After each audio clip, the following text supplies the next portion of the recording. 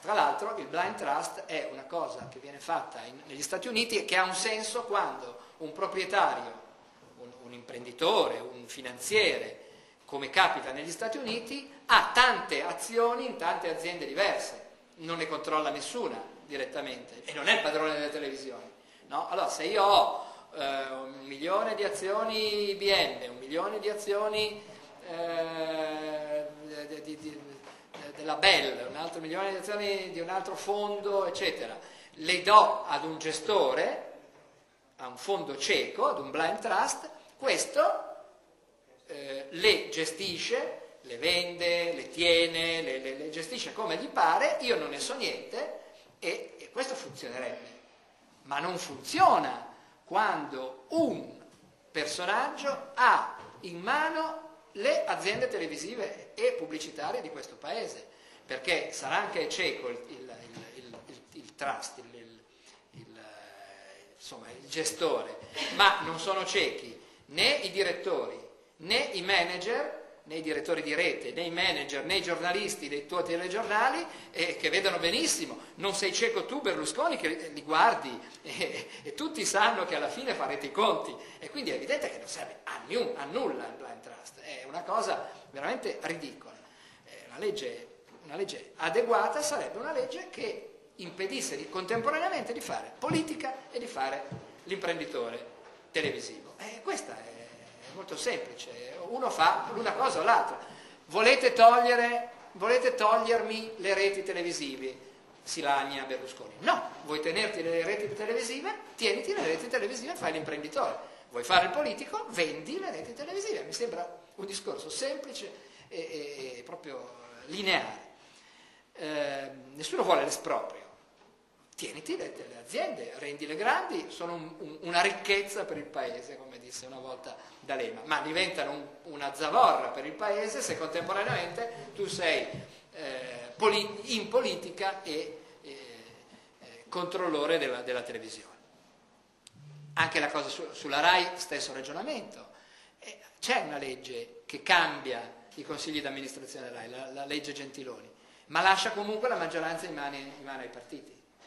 Certo, inserisce alcuni elementi di novità, il CNEL, non so quali altri, però alla fine, guardi, il 50% più uno dei consigli di amministrazione della RAI sono sempre nominati dai partiti e quindi alla fine le mani dei partiti resteranno sulla RAI e con le mani dei partiti sulla RAI avremo sempre il panino, il pastone, tutte quelle cose che noi vediamo tutte le sere nei telegiornali che ce li rendono indigesti, perché è la politica che gestisce l'informazione. I fatti che scompaiono dai telegiornali e dalla televisione in generale sostituiti dal confronto di opinioni, come se due, uno di destra e uno di sinistra, che dicono la loro, potessero sostituire i fatti, ma i fatti sono un'altra cosa. Non è che se io dico il cielo è verde e l'altro dice il cielo è marrone e dibattiamo su questo, io non mi interessa il dibattito su di che colore è il cielo, io voglio sapere di che colore è il cielo, voglio i fatti.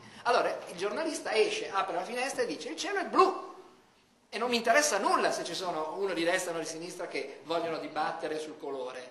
I fatti sono certificati dai giornalisti, quelli corretti, e non dal dibattito, dall'opposizione, dal teatrino televisivo, anche nelle migliori dei talk show, anche in Ballarò, dove hai uno di destra e uno di sinistra che litigano tra di loro. I fatti cosa sono?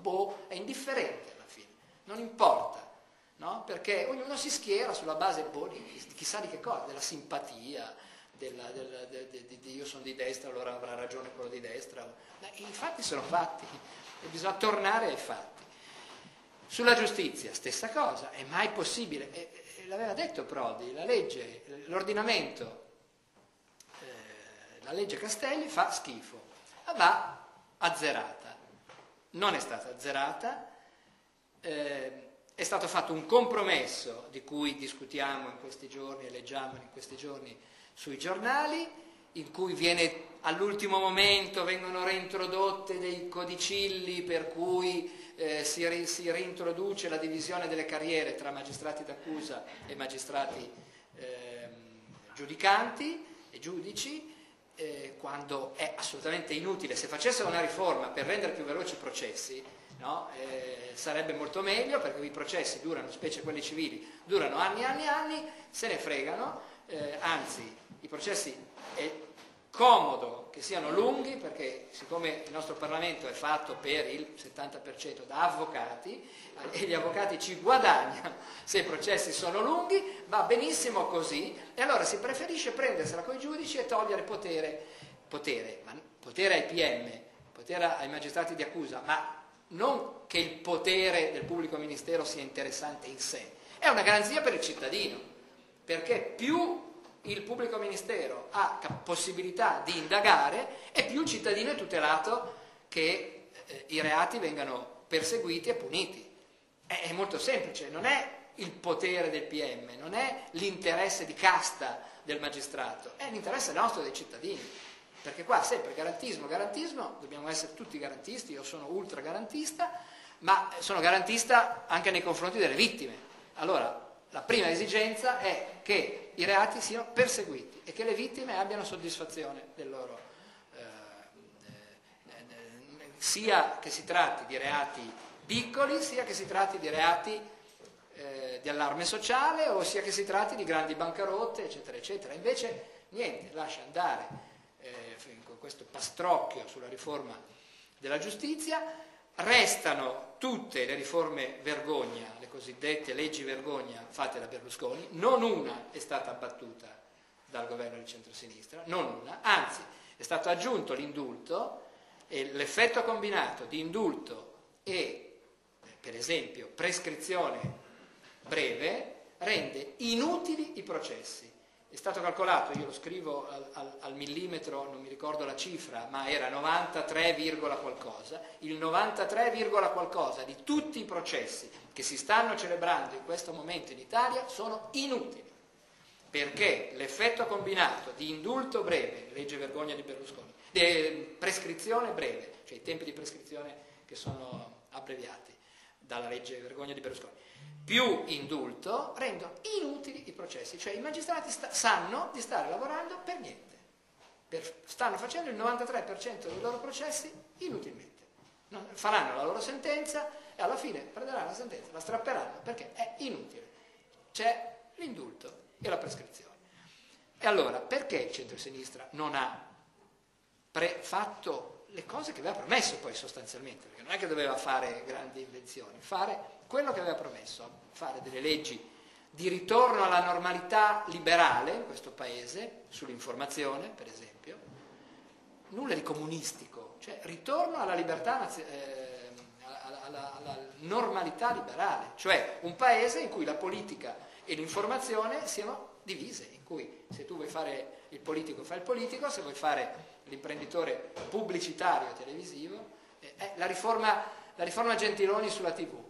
Ma se lasci il 45% di risorse pubblicitarie per operatore, 45 più il 45 fa 90%, chi mai entrerà in questo mercato in cui devi investire miliardi per avere le briciole, cioè il 10%? Nessuno. E quindi resterà, con anche la riforma Gentiloni sulla radio e televisione, resterà il duopolio Rai-Mediaset, che vuol dire monopolio Mediaset sul mercato della pubblicità, perché Mediaset ha il monopolio nel mercato della pubblicità televisiva in questo paese. È normale, negli Stati Uniti hanno fatto, negli Stati Uniti, non a Cuba, negli Stati Uniti hanno obbligato la compagnia telefonica a suddividersi in tante piccole compagnie, le cosiddette baby bell, perché il mercato e la concorrenza è un valore negli Stati Uniti. La concorrenza è il libero mercato, non ci può essere un monopolista che ha il mercato della telefonia, e quindi la grande compagnia telefonica che c'era alcuni anni fa negli Stati Uniti è stata obbligata a suddividersi in tante piccole compagnie.